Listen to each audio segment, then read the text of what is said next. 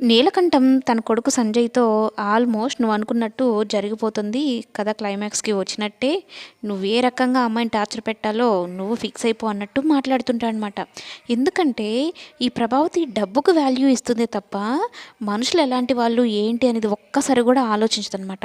ఇంటికి వెళ్ళినప్పటి నుంచి ఇల్లు ఇంద్రభవనంలాగుంది. వెండి గ్లాసుల్లో జ్యూస్ ఇచ్చారు. ఇవే చూసుకుంటుంది.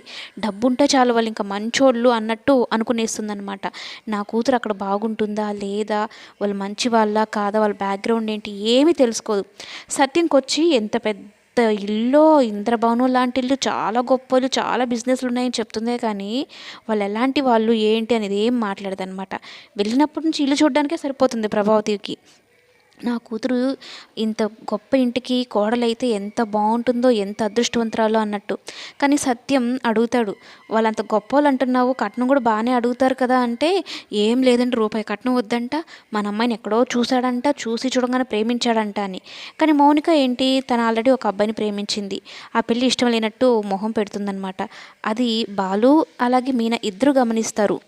చెప్తుంది, మౌనికకి ఇష్టం లేనట్టుగా ఉందండి, ఈమె డబ్బు ఉందని చెప్పని ఇష్టం లేకపోయినా కూడా పెళ్లి చేసేటట్టుంది అన్నట్టుగా. బాలు ఉండి, నా చెల్లికి ఇష్టమైతేనే ఈ పెళ్లి జరుగుతుంది, తన ఇష్టం లేదు అని ఒక్క మాట చెప్తే ఈ పెళ్లిని ఏ రకంగానే నేను ఆపేస్తాను అన్నట్టు మీనాతో చెప్తాడు. మౌనికకున్న ఒకే ఒక్క హోప్ కూడా బాలు మీనాలే, వాళ్ళే ఎలాగోలు ఈ పెళ్లి చెడగొట్టేస్తారు అన్నట్టుగా ఆలోచిస్తూ ఉంటుంది. మరి తన ప్రేమ విషయం చెప్తుందా లేదనేది కమింగ్ ఎపిసోడ్స్లో